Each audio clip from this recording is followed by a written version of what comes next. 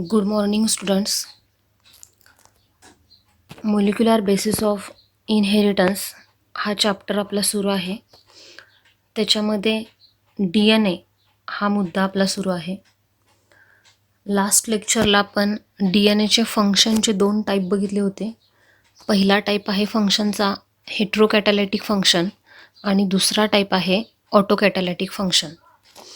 हेट्रोकॅटॅलिटिक म्हणजे कसले, तर सिंथेसिस ऑफ प्रोटीन किंवा सिंथेसिस ऑफ RNA हे तयार करणं हे कामसुद्धा DNAचं आहे. या फंक्शनला हेट्रोकॅटॅलिटिक फंक्शन असं म्हणतात. दुसरी कॅटेगरी आहे फंक्शनची ऑटोकॅटॅलिटिक फंक्शन. ऑटो म्हणजे सेल्फ, DNA रेप्लिकेशन किंवा DNA सिंथेसिस याला ऑटोकॅटॅलिटिक फंक्शन असं म्हटलं जातं. आणि लास्ट लेक्चरला आपण ते पाहिलं आहे. DNA रेप्लिकेशन, DNA पासून दुसरी एक्झॅक्ट कॉपी DNAची तयार होते DNA रेप्लिकेशनमध्ये. तो भाग आपला झाला आहे. आजच्या तासाला आपण DNAचं हेट्रोकॅटॅलिटिक फंक्शन बघणार आहोत. त्यामध्ये फर्स्ट प्रोटीन सिंथेसिस. बघा, protein are very important biomolecules because proteins are the building blocks of our body. आपल्या शरीरामध्ये शरीर बांधणीचं काम प्रोटीन करत असतात. त्यामुळं तो आपल्या शरीराचा एक अविभाज्य घटक आहे. आता पुढचा मुद्दा बघा, they serves as structural component, enzymes and hormones. बघा, इम्पॉर्टंट पॉईंट आहे. हे प्रोटीन जे असतात हे एकतर मगाशी मी तुम्हाला सांगितलं त्या पद्धतीनं शरीराचे बिल्डिंग ब्लॉक म्हणून काम करतात, म्हणजेच स्ट्रक्चरल कंपोनंट आहे तो. त्यानंतर आपल्या शरीरामध्ये जे एन्झाईम्स आणि हार्मोन्स असतात, मराठीमध्ये त्याला आपण विकर आणि संप्रेरक असं म्हणतो. तर ही संप्रेरक विकर म्हणजेच एन्झाईम आणि hormones are made from the protein. हे प्रथिनांपासून बनलेले असतात. त्यामुळं आपल्या शरीरामध्ये जेवढे प्रोटीन, जेवढे हार्मोन आहेत ते तयार करायचे असतील तर तिथं पहिल्यांदा प्रोटीन सिंथेसिस झालं पाहिजे. थोडक्यात protein synthesis means synthesis of any hormone, synthesis of any enzyme, यालाच आपण प्रोटीन सिंथेसिस असं म्हणतो. आपल्या बॉडीमध्ये बऱ्याच मेटाबॉलिक रिॲक्शन कॅरी आउट होत असतात. अगदी डायजेशनचं घ्या, रेस्पिरेशनचं घ्या, सर्क्युलेशन, या सगळ्या मेटाबॉलिक रिॲक्शन कंडक्ट करण्यासाठी कोणत्या ना कोणत्या एन्झाईमची किंवा हार्मोनची गरज असते. तर हे हार्मोन आणि एन्झाईम तयार करण्याची जी प्रोसेस आहे यालाच प्रोटीन सिंथेसिस असं म्हणतात. आणि this process is controlled by cell, that means it is controlled by DNA. तर बघा, the cell need to synthesize new protein molecules.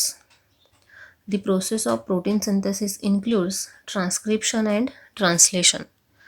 Protein synthesis करताना 2 स्टेपमध्ये तयार होतं ते. त्यातली पहिली स्टेप आहे ट्रान्स्क्रिप्शन आणि दुसरी स्टेप आहे ट्रान्सलेशन. त्याचं डेफिनेशन बघूया. The process of कॉपिंग genetic information from one strand of DNA into single stranded RNA is called transcription. बघा, DNA वरती जी इन्फॉर्मेशन कोड केलेली आहे ती कोड केलेली इन्फॉर्मेशन RNA वरती ट्रान्सफर करणं, म्हणजे थोडक्यात DNAच्या एका स्ट्रँडपासून सिंगल स्ट्रँडेड mRNA तयार करणं, याला ट्रान्स्क्रिप्शन असं म्हटलं जातं. दुसरी स्टेप आहे translation. The process of formation of protein from RNA is called translation. म्हणजे जो तयार झालेला RNA आहे त्या RNA पासून प्रोटीन तयार करणं, या प्रोसेसला म्हणतात ट्रान्सलेशन. बघा, in short protein synthesis include 2 steps. First is the transcription, second is the translation. Here central dogma of protein synthesis. आता थोडक्यात प्रोटीन सिंथेसिसची मध्यवर्ती रिॲक्शन आपल्याला बघायचे. Double stranded DNA molecule gives rise to mRNA which act as a messenger to program the synthesis of polypeptide chain. खाली central dogma of protein सिंथेसिसची definition दिलेली आहे बघा. Unidirectional flow of information from DNA to RNA to protein is referred as central dogma of protein synthesis. बघा, कधीतरी ही definition विचारली जाते. Protein synthesis म्हणजे काय, तर युनिडायरेक्शनल. युनी म्हणजे सिंगल, एक. डायरेक्शन म्हणजे दिशा, एकाच दिशेनं हा प्रवास होतो. युनिडायरेक्शनल फ्लो ऑफ इन्फॉर्मेशन, माहितीचा फ्लो, फ्रॉम कुठून कुठं, DNA to RNA to protein. म्हणजे DNA पासून इन्फॉर्मेशन RNA कडे जाणार, RNA कडून प्रोटीनकडे जाणार, म्हणजे थोडक्यात प्रोटीन तयार होणार. त्या फ्लोलाच काय म्हटलं जातं, central dogma of protein synthesis. It was postulated by Crick in 1958.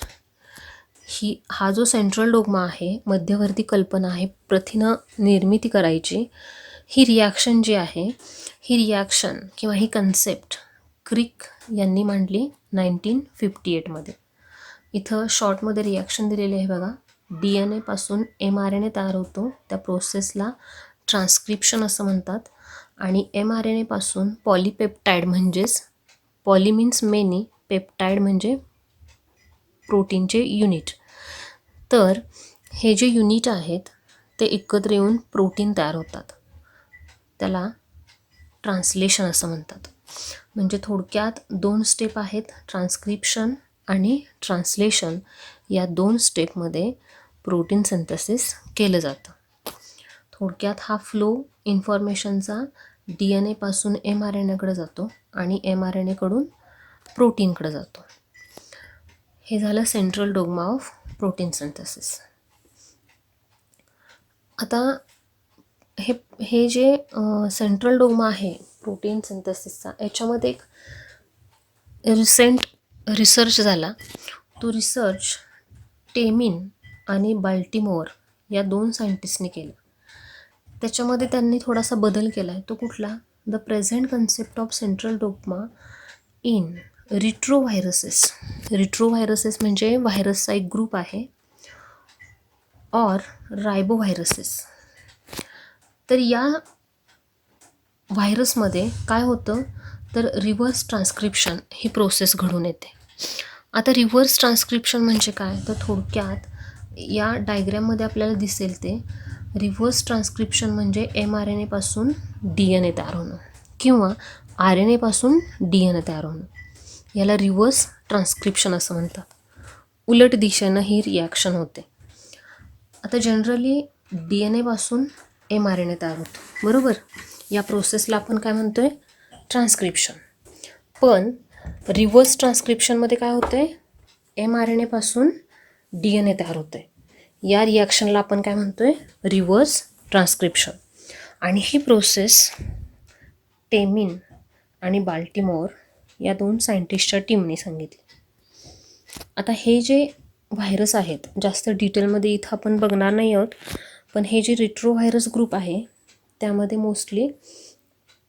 Most common जो आहे HIV व्हायरस, त्याचा समावेश होतो. त्यांच्यामध्ये काय होतं, तर RNA पासून DNAची कॉपी तयार होते, त्याला रिव्हर्स ट्रान्स्क्रिप्शन असं म्हटलं जातं. नेक्स्ट पॉईंट बघूया आपण, ट्रान्स्क्रिप्शन. आता 2 स्टेप आपण डिटेलमध्ये बघणार आहोत प्रोटीन सिंथेसिसच्या.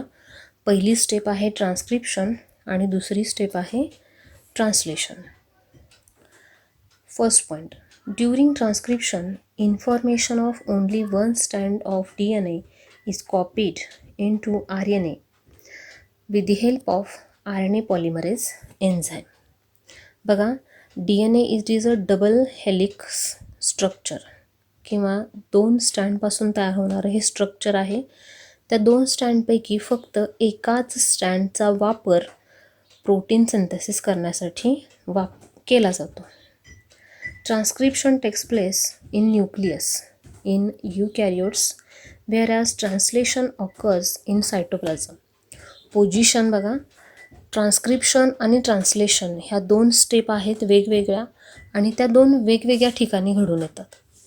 पहिली जी स्टेप आहे transcription, it is takes place in nucleus. Eukaryotic सेलमध्ये ही कुठं घडून येते?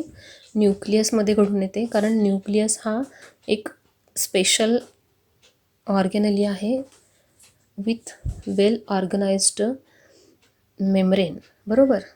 प्रोकॅरियोटिक सेलमध्ये न्यूक्लियसला मेम्ब्रेन नसतं, मात्र युकॅरियोटिक सेलमध्ये न्यूक्लियसला मेम्ब्रेन असतं. अशा मेम्ब्रेन बाउंड सेल ऑर्गॅनलीमध्ये म्हणजेच न्यूक्लियसमध्ये ट्रान्स्क्रिप्शन होतं.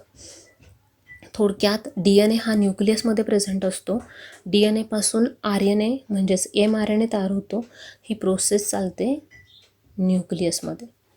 आता हा तयार होणारा mRNA जो आहे तो mRNA काय होतो?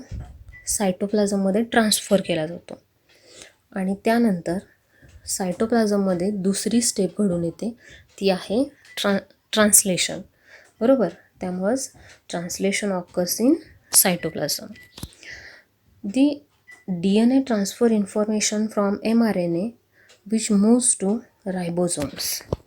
हा जो mRNA तयार होतो न्यूक्लियसमध्ये, तो mRNA रायबोझोमकडे ट्रान्सफर केला जातो आणि रायबोझोममध्ये प्रोटीन सिंथेसिसची प्रोसेस कंप्लीट होते.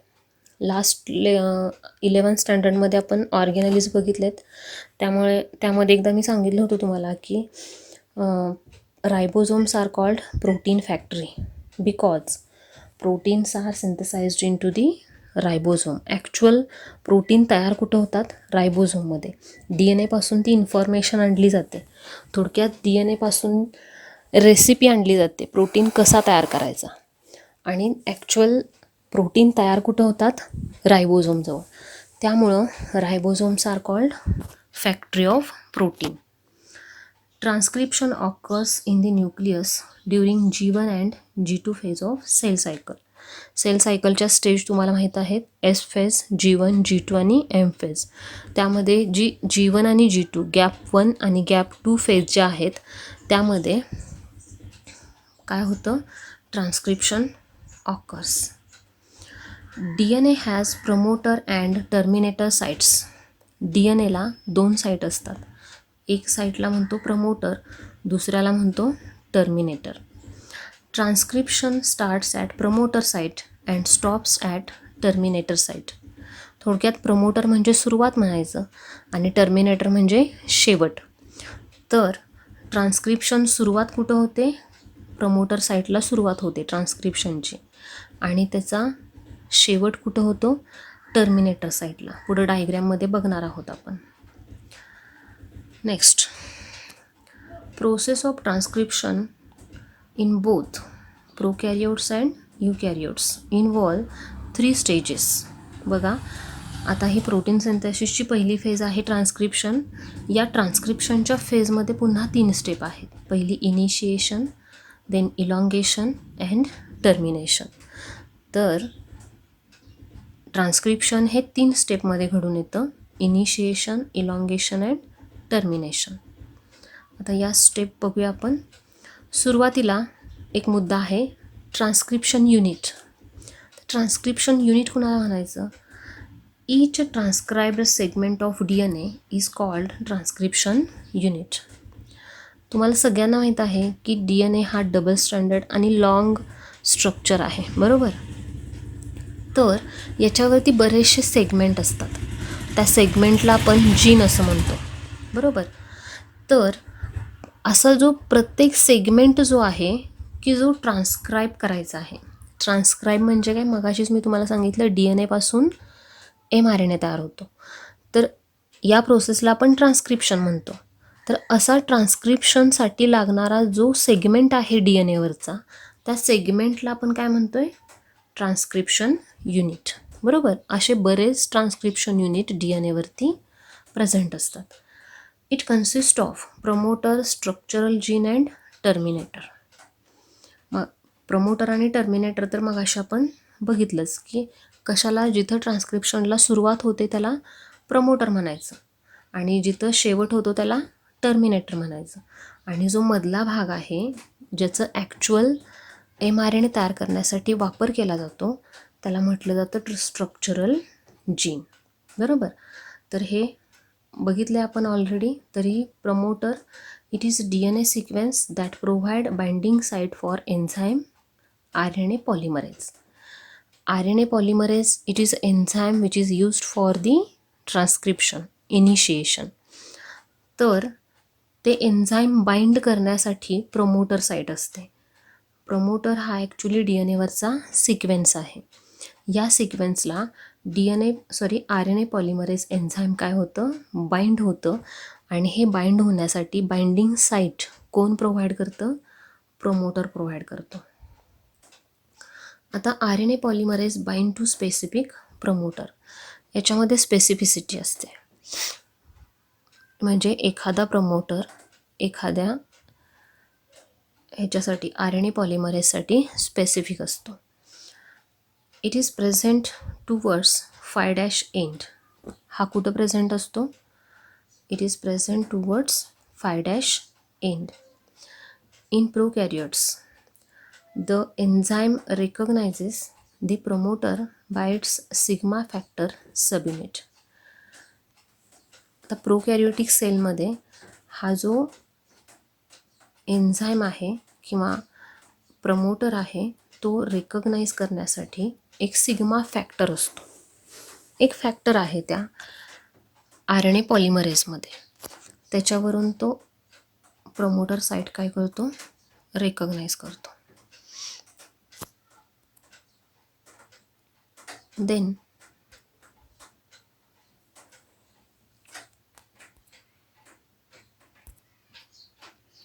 now second point is the structural gene. Structural genes are the segment of DNA that carry codes for the synthesis of protein. बघा, स्ट्रक्चरल जीन हा DNA वरचा एक भाग आहे. तो कशासाठी यूज केला जातो, तर it code for synthesis of protein, actual protein. आता समजा सलायवा तयार करायचा आहे, सलायवा हा एक प्रकारचं प्रोटीन आहे. तर सलायवा तयार करण्यासाठी म्हणजे ते प्रोटीन तयार करण्यासाठी जी इन्फॉर्मेशन DNA वरती कोड केलेली आहे, तो कोड केलेला भाग जो आहे त्या भागाला काय म्हणायचं, स्ट्रक्चरल जीन. म्हणजे तो थोडक्यात एक जीन आहे. कशासाठी, it is responsible for the synthesis of saliva. The DNA strand which is used for synthesis of RNA is called template strand. बघा, DNA वरती 2 स्टँड असतात. त्यापैकी जे स्टँड RNA तयार करण्यासाठी यूज केलं जातं त्याला टेम्पलेट स्टँड असं म्हणतात. Which is oriented in 3'5' direction. आणि ते नेहमी कोणत्या डायरेक्शनमध्ये असतं, 3'5' डायरेक्शनमध्ये असतं. It is also called antisense strand. या स्ट्रँडला काय म्हणतात, अँटीसेन्स स्ट्रँड. पुढे डायग्राम बघणार आहोत आपण. While the other stand not involved in RNA synthesis is called coding stand. बघा, DNA वरचं जे दुसरं स्टँड आहे की जे mRNA तयार करण्यासाठी यूज केलं जात नाही, त्या स्टँडला कोडिंग स्टँड म्हणतात. त्याची पोलॅरिटी बरोबर अपोजिट असणार आहे. It is oriented in 5'3' direction. हे स्टँड जे आहे दुसरं कोडिंग स्टँड हे नेहमी 5'3' डायरेक्शनमध्ये असतं. It is also called sense stand. बघा, एक आहे टेम्पलेट स्टँड, दुसरा आहे कोडिंग स्टँड. टेम्पलेट स्टँड हे नेहमी 3'5' डायरेक्शनमध्ये असतं, त्यालाच अँटीसेन्स स्टँड म्हणतात. कोडिंग स्टँड हे 5'3' डायरेक्शनमध्ये असतं, त्याला सेन्स स्टँड म्हणतात. आणि या दोघांपैकी जे टेम्पलेट स्टँड आहे ते स्टँड RNA तयार करण्यासाठी वापरलं जातं. कोडिंग स्टँड RNA तयार करण्यासाठी यूज केलं जात नाही. तर लास्ट पॉईंट आहे टर्मिनेटर. बरोबर, टर्मिनेटर हा सुद्धा एक काय आहे, small DNA sequence which terminates the transcription process. हे जी प्रोसेस आहे ट्रान्स्क्रिप्शनची ही टर्मिनेट करायची, थांबवायची. हे थांबवण्याचं काम कोण करत असतं, टर्मिनेटर करत असतो. And it is present towards 3' end or downstream. आता बघा, इथं 5' आणि 3' एंड हा कुणाचा कन्सिडर केलेला आहे, तर कोडिंग स्टँडचा कन्सिडर केलेला आहे. बघा, मगाशी तुम्हाला मी सांगितलं की प्रमोटर हा कुठं प्रेझेंट असतो, टुवर्ड्स 5' एंड. आणि टर्मिनेटर हा कुठं प्रेझेंट आहे, 3' एंडला. तर बघा, प्रमोटर इथं प्रेझेंट आहे 5' एंड. कुठल्या स्टँडचं, कोडिंग स्टँडचं. त्यानंतर टर्मिनेटर 3' एंडला प्रेझेंट आहे. हे 3' एंड कुठल्या स्टँडचं आहे, कोडिंग स्टँडचं. म्हणजे ही पोलॅरिटी लक्षात घेताना कोडिंग स्टँडची पोलॅरिटी लक्षात घेतली जाते. आणि हे प्रमोटर 5' एंडला असतो, तर टर्मिनेटर 3' एंडला असतो, बरोबर. आणि हा मधला जो भाग आहे याला काय म्हटलं जातं, स्ट्रक्चरल जीन. हे तिन्ही मिळून मग प्रमोटर, स्ट्रक्चरल जीन आणि टर्मिनेटर 3 एकत्र आल्यावर ट्रान्स्क्रिप्शन युनिट तयार होतं, बरोबर. युनिटमध्ये 3 भाग असतात, हे आत्ता आपण बघितले. आता पुढचा जो पॉईंट आहे त्यामध्ये आपण बघणार आहोत की ट्रान्स्क्रिप्शन हे 3 स्टेपमध्ये होतं. त्या 3 स्टेप कुठल्या, इनिशिएशन, इलॉंगेशन आणि टर्मिनेशन. आता पहिली स्टेप इनिशिएशन. बघा काय म्हणायचं त्याला, during transcription the enzyme RNA polymerase bind to promoter site and bring about initiation of the process. इथं दिलेलं आहे बघा, डबल स्ट्रँडेड DNA आहे. इथं एक स्ट्रँड रेड कलरमध्ये आहे, दुसरं स्ट्रँड ब्ल्यू कलरमध्ये आहे. आता हे जे 2 स्काय ब्ल्यू कलर आहे, तो 2 स्ट्रँड जे आहेत त्यामध्ये जे 3' मध्ये आहे रेड कलरचं स्ट्रँड, हे कसलं आहे, टेम्पलेट स्ट्रँड आहे. आणि दुसरं 5' डायरेक्शनमध्ये जे आहे 5' ते स्ट्रँड कुठलं आहे, स्काय ब्ल्यू कलरमधलं, तर ते आहे कोडिंग स्टँड. तर ते ब्ल्यू कलरचं स्टँड जे आहे ते ट्रान्स्क्रिप्शनसाठी यूज केलं जात नाही. रेड कलरचं स्टँड ट्रान्स्क्रिप्शनसाठी यूज केलं जाणार आहे. आता हा कंप्लीट DNAचा भाग आहे, हा कंप्लीट DNA आहे. त्यामध्ये सुरुवातीला जो असणार आहे, इथं येलो कलरमध्ये जो दिसतोय बघा, त्याला काय म्हणणार आहोत आपण, प्रमोटर. आता हा प्रमोटर काय करतो, it provide binding site for the RNA polymerase. हे जे दिसतंय अंडाकार जो आकार आहे याला आपण म्हणतोय RNA पॉलिमरेज. हे एन्झाईम आहे, याच्यामध्ये सिग्मा फॅक्टर आहे, याच्यावरून आयडेंटिफिकेशन होतं. आणि त्यानंतर हे RNA पॉलिमरेज या प्रमोटर साईटला म्हणजेच DNAच्या पहिल्या भागाला अटॅच होतं, बाइंड होतं. आणि कशाला सुरुवात होते, तर ट्रान्स्क्रिप्शनला सुरुवात होते. आता ही पहिली स्टेप झाली इनिशिएशन. दुसरी स्टेप काय आहे बघा, the 2 strand of DNA separate from each other. 2 strand जे आहेत DNAचे, एकदा का प्रमोटरला RNA पॉलिमरेज बाइंड झाला इथं की काय होतं, हे 2 स्टँड जे आहेत त्यांच्यामधलं बॉन्डिंग ब्रेक होतं. थोडक्यात ते 2 स्टँड सेपरेट होतात. त्यानंतर according to base sequence present on template stand, ज्या स्टँडपासून mRNA तयार होणार आहे त्याला आपण टेम्पलेट स्टँड म्हणतोय. तर त्या स्टँडवरती जो बेस सिक्वेन्स आहे, आता बेस सिक्वेन्स कशाला म्हणायचं, तर हा बघा CAGUA, बरोबर. ह्याला काय म्हणायचं, बेस सिक्वेन्स. नायट्रोजन बेसवरून तो ठरतो म्हणून त्याला बेस सिक्वेन्स असं म्हणतात. तर त्या टेम्पलेट स्टँडवरती जो बेस सिक्वेन्स आहे, the complementary RNA nucleotides are selected and joined one after the other to form mRNA stand. काय होतं, तर हे जे टेम्पलेट स्टँड आहे त्या टेम्पलेट स्टँडला बघा इथं दिलेलं आहे टेम्पलेट DNA. तर ह्या जो टेम्पलेट DNA आहे त्याला कॉम्प्लिमेंटरी दुसरं स्टँड तयार होतं. आणि हे जे नवीन तयार होणारं स्टँड आहे त्याला आपण काय म्हणणार आहोत, mRNA म्हणणार आहोत. तर ही जी प्रोसेस आहे याच्यामध्ये कॉम्प्लिमेंटरी न्यूक्लियोटाइड ॲड केले जातात. आता समजा इथं गॉनिन आहे तर इथं सायटॉसिन ॲड केलं जातं, इथं थायमिन आहे तर इथं ॲडिनिन, सायटॉसिन आहे तर गॉनिन ॲड केला, ॲडिनिन आहे तर इथं नेहमी लक्षात ठेवायचं बघा, आपण मागच्या वर्षी RNAचं स्ट्रक्चर बघितलं, त्याच्यामध्ये RNAमध्ये जे 4 नायट्रोजन बेस आहेत त्यामध्ये युरॅसिल असतो, RNAमध्ये थायमिन नसतो. त्यामुळं इथं ॲडिनिनला कॉम्प्लिमेंटरी काय आहे, युरॅसिल, बरोबर. तशा पद्धतीनं कॉम्प्लिमेंटरी न्यूक्लियोटाईड ॲड होत जातात. जर DNA वरती थायमिन असेल तर इथं कॉम्प्लिमेंटरी ॲडिनिन ॲड होतो आणि DNA वरती जर ॲडिनिन असेल तर इथं युरॅसिल ॲड होतो. थोडक्यात थायमिनच्या जागी युरॅसिल असतो, एवढं लक्षात ठेवायचं.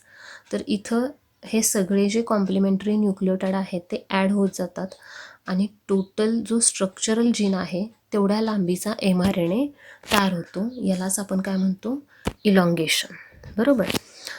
The small part of RNA remains attached to the enzyme. Enzyme जे आहे RNA पॉलिमरेज, बरोबर. ह्या RNA पॉलिमरेजला small part of the RNA remains attached. जिथला भागामध्ये न्यूक्लियोटाईड्स ॲड केले जाणार आहेत त्या भागाला हे RNA पॉलिमरेज एन्झाईम आहे ते नेहमी अटॅच कंडिशनमध्ये राहतं. आणि त्यानंतर लास्ट पॉईंट आहे टर्मिनेशन, तिसरी step. As the enzyme reaches to the terminator region. आता टर्मिनेटर म्हणजे कुठला, मगाशी आपण डायग्रॅममध्ये बघितलं, हा शेवटचा जो भाग आहे याला म्हणायचं टर्मिनेटर रिजन. तर ज्या वेळेला हे एन्झाईम जे आहे कुठलं, RNA polymerase, it reaches the terminator region, both the enzyme and newly constructed RNA falls off. हे जे नवीन तयार झालेला रेड कलरमध्ये दिसतोय बघा, हा RNA आहे. आणि लास्टला हे काय आहे, RNA पॉलिमरेज एन्झाईम. हे दोघंही काय होतात, फॉल्स ऑफ, म्हणजे ह्या DNA पासून ते वेगळे होतात, निघून पडतात. त्या प्रोसेसला म्हणायचं टर्मिनेशन. थोडक्यात टर्मिनेटर रिजन काय करतो, it stops or terminate the protein synthesis. त्यामुळं या टर्मिनेटर पॉईंटला ज्या वेळेला एन्झाईम पोहोचतं त्यावेळेला mRNA आणि RNA पॉलिमरेज हे दोघंही काय होतात, सेपरेट होतात आणि DNA पासून वेगळे होतात. या प्रोसेसला म्हणायचं टर्मिनेशन. इथं ट्रान्स्क्रिप्शनची तिसरी स्टेप संपली. As mRNA grows, the transcribed region of DNA molecule becomes spirally coiled and attend double helical form. बघा, मगाशी मी तुम्हाला सांगितलं की काय होतं, सेपरेट होतात हे दोन स्ट्रँड, काय होतात, सेपरेट. एक आणि हे दोन्ही स्ट्रँड एकमेकांपासून सेपरेट होतात. पण ज्या वेळेला टर्मिनेटर रिजनला एन्झाईम पोचतं त्यावेळेला तिथून mRNA सेपरेट होणार आहे, एन्झाईम सेपरेट होणार आहे आणि जो DNA आहे तो DNA परत काय होणार आहे, त्याच्यामध्ये कॉइलिंग ट्विस्टिंग होणार आणि त्यानंतर तो आहे असा त्याचा डबल हेलिकल फॉर्म आहे तो तयार होणार. म्हणजे DNA molecule as it is तयार होणार, तो परत सेपरेट होत नाही. तो फक्त कधी सेपरेट होतो, ड्युरिंग प्रोटीन सिंथेसिस. लक्षात आलं. तर इथं आपण काय बघितलं आजच्या तासाला, तर प्रोटीन सिंथेसिस. एकदा रिपीट करूया. Protein synthesis consist of 2 steps, बरोबर. First is the transcription, second is the translation. Transcription occurs in nucleus while translation occurs in cytoplasm. Transcription means what? Formation of mRNA from DNA is called transcription. Translation means formation of protein from RNA is called translation. Central dogma काय आहे, तर एक reaction आहे. Central डोग्माची definition आहे, unidirectional flow of information from DNA to RNA to protein is called central dogma of protein synthesis. आणि ही process कोणी सांगितली, क्रिक इन 1958. त्यानंतर त्याच्यामध्ये थोडंसं सुधारित एक कन्सेप्ट आहे, concept of central dogma in retroviruses. व्हायरसचा एक ग्रुप आहे लाईक HIV व्हायरस, यांच्यामध्ये रिव्हर्स ट्रान्स्क्रिप्शन होतं. म्हणजेच काय, RNA पासून DNA तयार केला जातो. या प्रोसेसला रिव्हर्स ट्रान्स्क्रिप्शन म्हणतात, कारण उलटं ट्रान्स्क्रिप्शन आहे म्हणून त्याला रिव्हर्स ट्रान्स्क्रिप्शन म्हणतात. ही प्रोसेस कोणी सांगितली, Temin and Baltimore in 1970. Then actual transcription consist of 3 stages, बरोबर. ह्या 3 स्टेजेस कुठल्या, इनिशिएशन, इलॉंगेशन, टर्मिनेशन. ट्रान्स्क्रिप्शनसाठी युनिट लागतं, त्याला आपण ट्रान्स्क्रिप्शन युनिट म्हणतो. हे युनिट कुठं प्रेझेंट असतं? It is present on the DNA. त्या युनिटमध्ये 3 भाग असतात, एक प्रमोटर, दुसरा स्ट्रक्चरल जीन अँड तिसरा terminator. Promoter it is present at the first part of the DNA, then middle रिजनला स्ट्रक्चरल जीन असतो आणि एंडला काय असतो? टर्मिनेटर.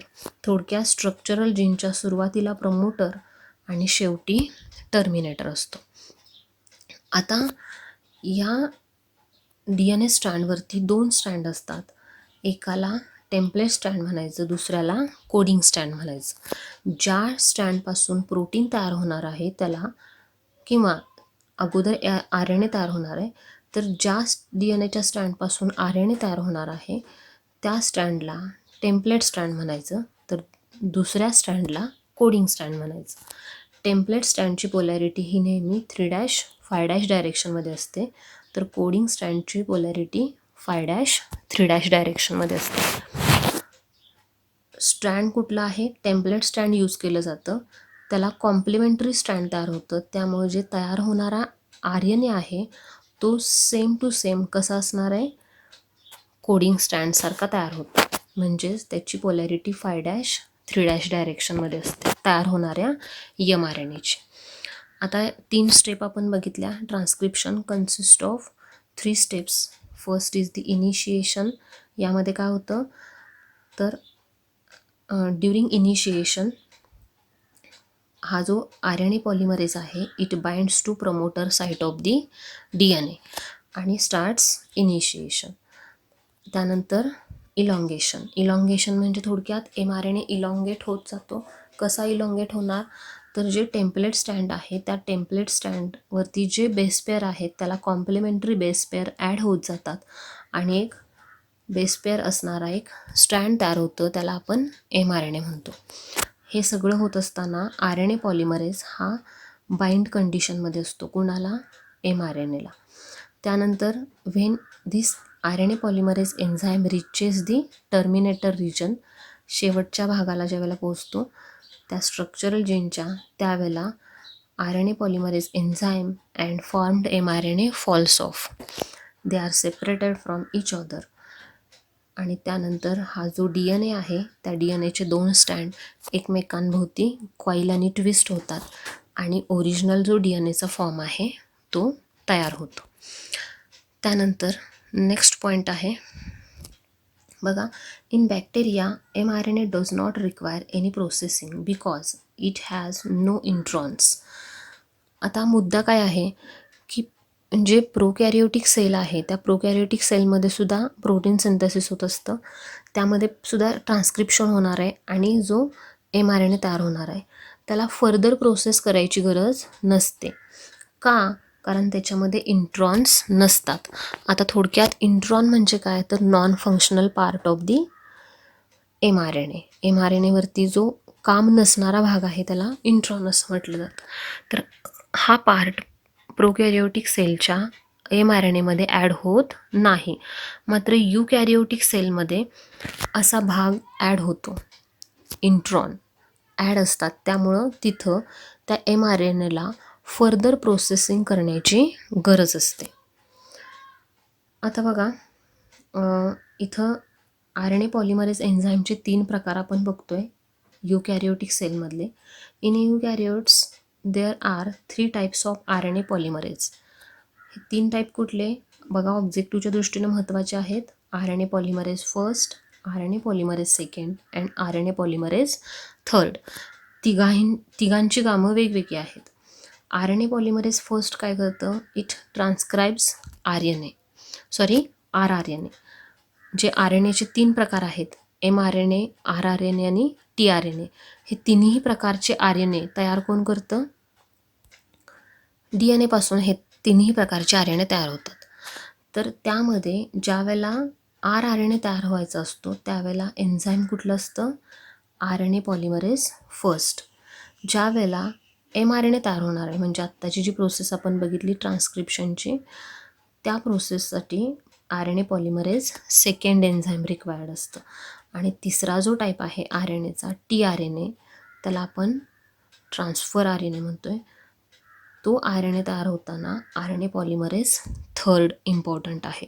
बघा ऑब्जेक्टिव्हच्या दृष्टीनं हे तिन्ही एन्झाईम आणि त्यांचे फंक्शन इम्पॉर्टंट आहेत. Next point, transcription unit and the gene. The DNA sequence coding for mRNA, tRNA or rRNA is called as gene. Gene, it is the segment of DNA. DNA वरचा एक तो segment आहे. त्या सेगमेंटपासून तिन्ही प्रकारचे R N A तयार होतात. mRNA असेल किंवा tRNA असेल किंवा rRNA.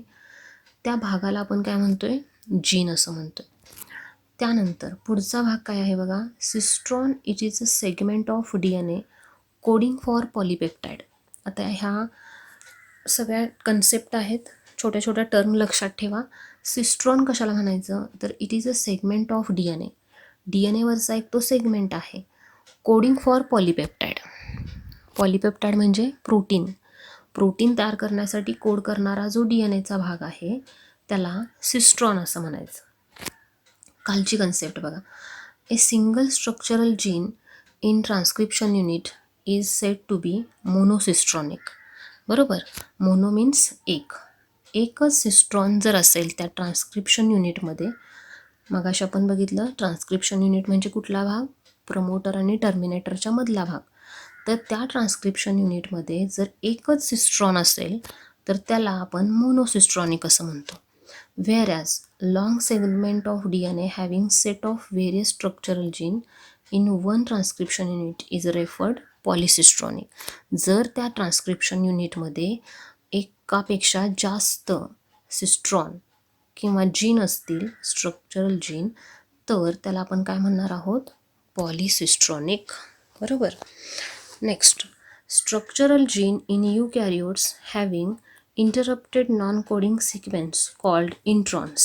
बघा आता हा जो भाग मगाशी मी तुम्हाला सांगितलं की जो प्रोकॅरियोटमध्ये नसतो, पण यूकॅरियोट्समध्ये स्ट्रक्चरल जीन जे असतात त्यांच्यामध्ये काही इंटरप्टेड नॉन कोडिंग सिक्वेन्स असतो की ज्याला काही काम नसतं, त्याच्यापासून कोडिंग होत नाही. असा जो भाग आहे, थोडक्यात non functional part of the mRNA, त्याला काय म्हणायचं, इंट्रॉन्स असं म्हणायचं. Next, coding sequence or express sequence are defined as exons. mRNAवरचा जो भाग कोडिंगसाठी वापरला जातो त्याला आपण काय म्हणतो, एक्झॉन्स असं म्हणतो. Only exon appear in processed mRNA in eukaryotes. पुढचा जो आपण मुद्दा बघणार आहोत की तो तयार झालेला ट्रान्सक्रिप्शनमध्ये mRNA तयार होतो, त्या mRNAवरती फर्दर प्रोसेसिंग होते. त्या प्रोसेसमध्ये हा जो अनवॉन्टेड पार्ट आहे इंट्रॉन्स, हा रिमूव्ह केला जातो आणि राहतात काय, फक्त एक्झॉन्स. थोडक्यात काय, तर जो तयार झालेला mRNA आहे, या mRNAमध्ये दोन पार्ट असणार आहेत. एक पार्ट आहे इंट्रॉन, दुसरा आहे एक्झॉन. तर या दोन पार्टपैकी फक्त इंट्रॉन्स रिमूव्ह केले जातात, एक्झॉन्स ॲज इट इज राहतात. त्यामुळं mRNA जो तयार होतो नव्यानं, त्या mRNAमध्ये फक्त फंक्शनल पार्ट राहतो, नॉन फंक्शनल पार्ट कट केला जातो, काढून टाकला जातो. आता ही जी प्रोसेस आहे, प्रोसेसिंग ऑफ hnRNA, याला हेट्रोन्यूक्लियर RNA असं सुद्धा म्हणतात. तर थोडक्यात आत्ता मी तुम्हाला जे सांगितलं की mRNAवरती प्रोसेस केली जाते, त्या प्रोसेसमध्येच त्यालाच आपण काय म्हणतो, processing of hnRNA, heteronuclear RNA, आणि त्यापासून फंक्शनल RNA तयार केला जातो. आता या प्रोसेसमध्ये थोडक्यात 3 स्टेप आहेत. पहिली आहे कॅपिंग, दुसरी आहे टेलिंग आणि तिसरी आहे स्प्लायसिंग. 3 स्टेप आहेत, स्प्लायसिंग, कॅपिंग आणि टेलिंग. या 3 स्टेप आपण स्टेप बाय स्टेप बघणार आहोत. त्यामध्ये बघा आता, in eukaryote forms of RNA transcribe from DNA are called primary transcripts. जो तयार झालेला RNA आहे त्याला प्रायमरी ट्रान्सक्रिप्ट्स असं म्हणायचं. Such transcript undergo changes called processing or maturation before becoming functional. हा फंक्शनल बनवण्यासाठी त्याच्यावरती प्रोसेस केली जाते. Primary transcript if non functional and contains both exons and introns. हा कधी नॉन फंक्शनल असतो? त्याच्यामध्ये जर इंट्रॉन्स आणि एक्झॉन्स दोन्ही असतील तर हा नॉन फंक्शनल असतो. आता पहिली स्टेप आपण बघतोय स्प्लायसिंग. याच्यामध्ये काय केलं जातं? During processing only introns are removed by the process called splicing. तर बघा, हा जो तयार झालेला आहे हा दिसतोय बघा 5-3 डायरेक्शनमध्ये. म्हणजे थोडक्यात ही पहिली जी प्रोसेस आहे ही ट्रान्स्क्रिप्शनची प्रोसेस न्यूक्लियसमधली, बरोबर. इथं हा फ्री झालेला RNA म्हणजेच mRNA.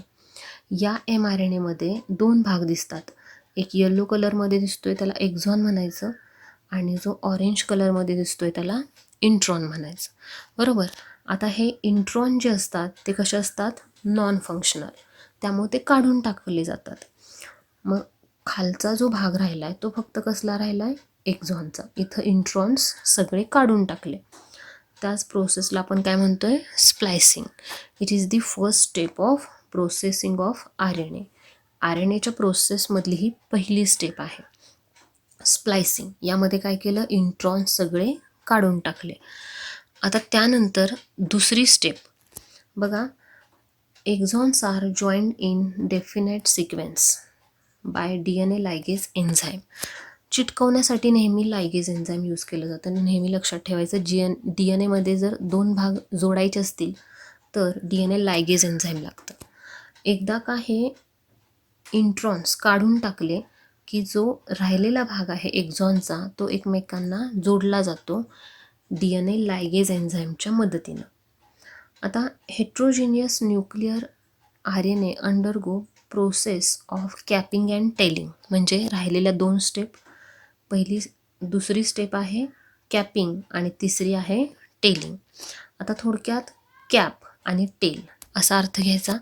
कॅप म्हणजे टोपी बसवणं आणि टेल म्हणजे शेपटी बसवणं. कुणाला? RNAला. आता हा जो पहिल्या स्टेप नंतर तयार झालेला RNA आहे त्याच्यामध्ये सुरुवातीला आणि शेवटला घटक ॲड केले जातात. त्यांची नावं बघा. In capping methylated guanosine triphosphate is added. बघा, methylated guanosine triphosphate is added to 5' end of HNRNA. म्हणजे हा जो RNA आहे या RNAच्या 5' एंडला म्हणजे सुरुवातीला MGPPP इथं लिहिलेलं दिसतंय बघा. तर हे MGPPP म्हणजे काय? Methyl गॉनोसिन triphosphate. 3 फॉस्फेट आहेत. हा मोलिक्यूल तिथं ॲड केला जातो. कुठं?